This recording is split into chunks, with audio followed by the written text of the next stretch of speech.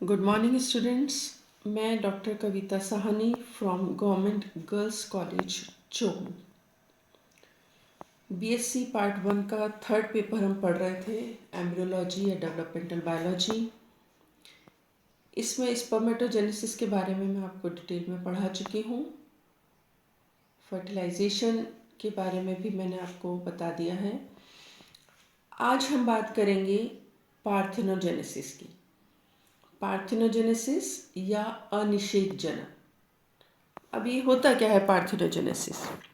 ये जो वर्ड है पार्थेनोजेनेसिस, ये ग्रीक वर्ड से लिया गया है, पार्थेनोस, जिसका मतलब होता है वर्जिन, और जेनेसिस का मतलब होता है बर्थ।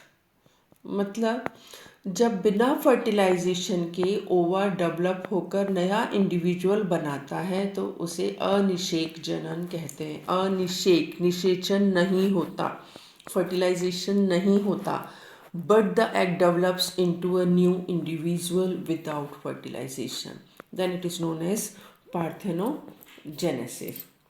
तो ये जो क्रिया है पार्थेनोजेनेसिस या अनिषेक जनन की, जिसमें कि ओवा विदाउट फर्टिलाइजेशन डेवलप हो रहा है, दो तरह की हो सकती है। फर्स्ट टाइप है नेचुरल पार्थेनोजेनेसिस और दूसरा है आर्टिफिशियल पार्थेनोजेनेसिस। अब नेचुरल पार्थेनोजेनेसिस या प्राकृतिक अनिषेक जनन, इसका क्या मतलब है कि कुछ इंडिविजुअल्स में by nature they develop into a new individual without fertilisation of the ova. मतलब कि इन इंडिविजुअल्स में या इन एनिमल्स में प्राकृतिक रूप से ऐसी व्यवस्था है कि ओवम बिना फर्टिलाइजेशन के, बिना निषेचन के नए इंडिविजुअल में डेवलप हो जाता है। तो क्योंकि बाय नेचर है, प्राकृतिक क्रिया है इनमें, इसलिए इसको नेचुरल पार्थेनोजेनेसिस कहते हैं। अब ये जो नेचुरल पार्थेनोजेनेसिस है, जिसमें कि इंडिविजुअल डेवलप हो रहे हैं पार्थेनोजेनेटिकली, ये भी दो तरह की हो सकती है। ये जो पार्थेनोजेनेसिस है, कंप्लीट पार्थेनोजेनेसिस और इनकम्प्लीट पार्थेनोजेनेसिस। कंप्लीट पार्थेनोजेनेसिस या पूर्ण अनिषेचक जनन, मतलब जिन एनिमल्स में या कुछ स्पीशीज में हमेशा ही जब रिप्रोडक्शन होता है तो वो पार्थेनोजेनेटिकली होता है।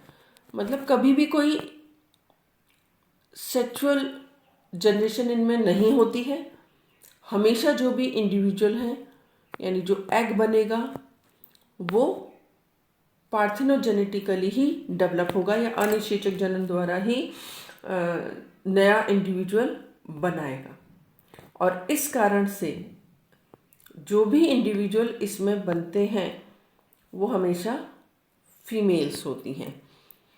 जितने भी एनिमल्स बनेंगे वो फीमेल्स ही बनेंगे, क्योंकि इनमें लैंगिक जनन कभी हो ही नहीं रहा है। दूसरी तरह का इसका एग्जाम्पल है लैसर्टा। दूसरी तरह का जो पार्थेनोजेनेसिस है, दूसरे प्रकार इसका, वो है इनकम्प्लीट पार्थेनोजेनेसिस, जिसमें कि पार्थेनोजेनेसिस तो होती है कुछ एनिमल्स में, जो पार्थेनोजेनेटिक रिप्रोडक्शन होता है, लेकिन सेक्सुअल रिप्रोडक्शन भी होता है, और ये दोनों अल्टरनेट होते हैं।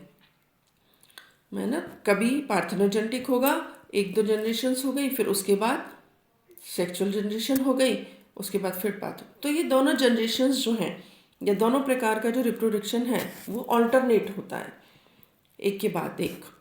तो इस तरह का जो पार्थेनोजेनेसिस है वो इनकम्प्लीट पार्थेनोजेनेसिस, और क्योंकि अल्टरनेट हो रहा है इसलिए इसको साइक्लिक पार्थेनोजेनेसिस भी कहते हैं। तो इस प्रकार की पार्थेनोजेनेसिस या अनिषेक जनन की क्रिया पाई जाती है ये गॉल्डफ्लाइज में, एफिड्स में, डेफनिया और रोटिफर्स में। इस प्रकार का जनन पाया जाता है। अब ये जो नेचुरल पार्थेनोजेनेसिस है, again it may be divided into two types on the basis of number of chromosomes. ये जो ओवा बनता है उसमें क्रोमोसोम्स की संख्या कितनी है, उसके आधार पर भी ये प्राकृतिक अनिषेक जनन या नेचुरल पार्थेनोजेनेसिस दो तरह की हो सकती है। पहली है हैप्लॉइड पार्थेनोजेनेसिस या आर्एनओटोकस। हैप्लॉइड पार्थेनोजेनेसिस मतलब अगुणित अनिषेक जनन, और दूसरा डिप्लॉइड पार्थेनोजेनेसिस या इसे थैलीटोकस भी कहते हैं, और डिप्लॉयड या द्विगुणित पार्थेनोजेनेसिस। तो पहले हम लेते हैं हैप्लॉयड या आर्एनएटोकस पार्थेनोजेनेसिस। जैसा इसका नाम है कि ओवम जो बनेगा इस तरीके में, या इन एनिमल्स में जो ओवम बनेगा वो हैप्लॉयड होता है, हाफ सेट होता है क्रोमोसोम का। लेकिन फिर उनमें फर्टिलाइजेशन नहीं होता, और जब फर्टिलाइजेशन नहीं होता, पार्थेनोजेनेटिकली डेवलप होते हैं, तो इंडिविजुअल बन जाएंगे। और वो इंडिविजुअल कैसे होंगे? हैप्लॉयड, क्योंकि ओवम भी जो था वो हैप्लॉयड था, फर्टिलाइजेशन भी नहीं हुआ, लेकिन वो इंडिविजुअल में डेवलप हो गया। तो जो नया इंडिविजुअल बना वो भी हैप्लॉयड होगा। और इम्पॉर्टेंट बात, ये जितने भी इंडिविजुअल्स बनेंगे वो सब मेल होंगे, फीमेल्स इनमें नहीं बनेंगी। इसका जो एग्जाम्पल है वो है इंसेक्ट्स, रोटिफर्स में होता है। और एक और उदाहरण इसका जो है हनी बी। हनी बी में भी जैसे एग्स बने वो हैप्लॉयड है। अब इसमें दोनों तरह के इंडिविजुअल्स बनेंगे। ये जो हैप्लॉयड एग्स बने, अगर वो पार्थेनोजेनेटिकली डेवलप होते हैं या बिना फर्टिलाइजेशन के नया इंडिविजुअल बनाते हैं, तो उनसे क्या बनेंगे? ड्रोन। और ये ड्रोन मेल इंडिविजुअल्स होते हैं हनी बी में, आपको पता है। और कुछ एग्स ऐसे होंगे जो हैप्लॉयड तो हैं and they are fertilised by the sperm, fertilisation उनमें होगा, and then they develop into a new individual. और अब जो नया इंडिविजुअल बनेगा वो होता है वर्कर, उसे वर्कर कहते हैं, जो इसमें फीमेल्स होती हैं।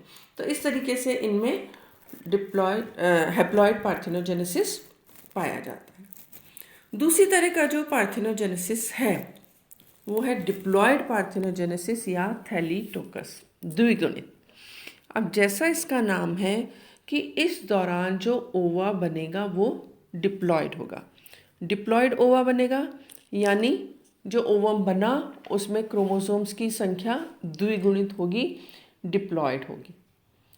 जनरली क्या होता है, गैमेटोजेनेसिस हो रही है, oogenesis हो रही है, तो क्रोमोसोम्स का नंबर हाफ हो जाता है। उसके मैचुरेशन डिवीजन में मियोटिक डिवीजन होता है, तो क्रोमोसोम्स का नंबर हाफ हो जाता है, तो ओवा जो बनता है वो हैप्लॉयड होता है। अब इस केस में क्या हो रहा है, जो ओवा बन रहा है वही डिप्लॉयड है। इसका मतलब मियोटिक डिवीजन इसमें हो तो रहा है, लेकिन उसमें कुछ ना कुछ गड़बड़ी होगी। तो ये जो डिप्लॉयड पार्थेनोजेनेसिस है ये भी दो तरह की है, या दो कारण से हो सकती है। पहली है एमियोटिक या थैलीटैकी, जिसमें कि एमियोटिक थैलीटैकी का मतलब है कि इसमें मियोसिस होता ही नहीं है। तो जब मियोसिस होगा ही नहीं, तो जो ओवा डेवलप हो रहा है वो माइटोसिस के द्वारा हो रहा है, और माइटोसिस के दौरान आपको पता है कि क्रोमोसोम्स का रिडक्शन नहीं होता है। So the ova which is formed is diploid. तो जो ओवम बनेगा वो डिप्लॉयड होगा। दूसरा तरीका इसमें जो है, या दूसरी टाइप इसकी जो वो है डिप्लॉयड पार्थेनोजेनेसिस को, वो है मियोटिक थैलीटोकी। मियोटिक थैलीटोकी जो है, इसमें क्या होगा कि मियोसिस तो होगा, यानी अर्धसूत्री विभाजन तो होगा, इसीलिए इसको मियोटिक कह रहे हैं। लेकिन किसी ना किसी स्टेज पर कुछ एबनॉर्मलिटी होगी जिसके कारण क्रोमोसोम्स की डबलिंग हो जाती है। तो किसी ना किसी एबनॉर्मलिटी के कारण मियोसिस होने के बावजूद भी जो ओवा बनता है वो डिप्लॉयड होता है। अब इसके दो कारण हो सकते हैं, या जो डिप्लॉयड ओवा बन रहा है दो तरीके हो सकते हैं उसका। पहला है बाय रेस्टिट्यूशन या प्रत्यार्पण द्वारा। अब होता क्या है, आपको पता है, जब oogenesis हो रहा है और सेकेंडरी oocyte में जब मैचुरेशन डिवीज़न होता है, तो प्राइमरी oocyte में जब फर्स्ट मियोटिक डिवीज़न होता है तो दो तरह की सेल्स बनती है, एक छोटी और एक बड़ी, एक सेकेंडरी oocyte और फर्स्ट पोलर बॉडी। अब ये जो प्रोसेस है रेस्टिट्यूशन, इसमें क्या होगा कि प्राइमरी oocyte में जब मियोसिस फर्स्ट डिवीज़न हुआ तो क्रोमोसोम्स का तो डिवीज़न, न्यूक्लियर डिवीज़न तो हो जाता है, यानी क्रोमोसोम्स अलग अलग हो जाएंगे, but it is not followed by the cytoplasmic division. Cytoplasmic division नहीं होता। तो जब साइटोप्लाज्मिक डिवीज़न नहीं होता तो दो सेल्स नहीं बनती, और वो जो क्रोमोसोम्स थे वो सारे के सारे उसी सेल में रह जाएंगे। मतलब जो सेकेंडरी oocyte बनी उसमें पूरा सेट है क्रोमोसोम्स का, क्योंकि साइटोप्लाज्मिक डिवीजन नहीं हुआ। और अब इसमें डायग्राम में देखिए दिखाई दे रहा है, और अब इसमें जब मियोसिस सेकेंड होगा, meiosis second division is actually like mitosis, यानी उस दौरान क्रोमोसोम्स का नंबर हाफ ही नहीं होता है। तो अब जब इस पे मियोसिस सेकेंड होगा तो 2 सेल्स बनेंगी उसमें, लेकिन दोनों में पूरा पूरा सेट क्रोमोसोम्स का चला जाएगा। As a result ova which is formed is diploid, तो अब डिप्लॉयड ओवा बन जाएगा। तो ये एक तरीका है जिसके कारण डिप्लॉयड ओवा बनेगा। दूसरा तरीका है डिप्लॉयड ओवा बनने का, it is by auto fertilisation. Auto fertilisation मतलब स्वनिषेचन द्वारा। अब इसमें क्या होगा, ये देखिए डायग्राम में दिखाई दे रहा है आपको। इस दौरान क्या होता है कि oogenesis में नॉर्मल डिवीज़न होता है, मैचुरेशन डिवीज़न के दौरान मियोटिक डिवीज़न होगा, यानी क्रोमोसोम्स का नंबर हाफ हो जाएगा। पहले जब प्राइमरी oocyte में मियोटिक डिवीज़न होगा तो उससे 2 सेल्स बनेंगी, एक सेकेंडरी oocyte और फर्स्ट पोलर बॉडी, दोनों हैप्लॉइड होंगी। उसके बाद क्या होता है, इसमें सेकेंड मैचुरेशन डिवीज़न होगा। लेकिन उस केस में जो ओवा बनता है वो फिर से फ्यूज़ हो जाता है सेकेंड पोलर बॉडी से, और जब पोलर बॉडी से वो फ्यूज़ हो गया बनने के बाद तो फिर से क्रोमोसोम्स का नंबर डिप्लॉयड हो जाएगा, और अब जो ओवा बना वो भी डिप्लॉयड है। देखिए इस डायग्राम में दिखाई दे रहा है, प्राइमरी oocyte है, फर्स्ट पोलर बॉडी बनी और मियोसिस फर्स्ट के दौरान, और ये सेकेंडरी oocyte बनी। अब फर्स्ट पोलर बॉडी जब डिवाइड होगी उससे 2 पोलर बॉडी बनती है फिर से, जो कि हैप्लॉयड है, और जो पहला वाला जो सेकेंडरी oocyte बनी थी वो जब डिवाइड होगी तो उससे एक ओवम बनता है हैप्लॉयड और एक पोलर बॉडी बनती है। लेकिन अंत में होता क्या है, ये जो ओवा बना वो फिर से फ्यूज़ हो जाता है पोलर बॉडी से, और जब फ्यूज़ हो गया तो फिर से क्रोमोसोम्स का नंबर डिप्लॉयड हो गया, तो जो एग बना वो अब डिप्लॉयड है। तो क्योंकि वो आपस में ही फ्यूज़ हो जाती हैं इसलिए उसे स्वनिषेचन या ऑटो फर्टिलाइजेशन कहते हैं। तो इस तरीके से इनमें डिप्लॉयड पार्थेनोजेनेसिस के दौरान जो ओवा बनता है वो होता ही डिप्लॉयड है, कंप्लीट सेट उसमें क्रोमोसोम्स का होता है, और वो जब बिना फर्टिलाइजेशन के डेवलप हो जाता है, नया इंडिविजुअल बनाता है, तो वो डिप्लॉयड पार्थेनोजेनेसिस कहलाता है।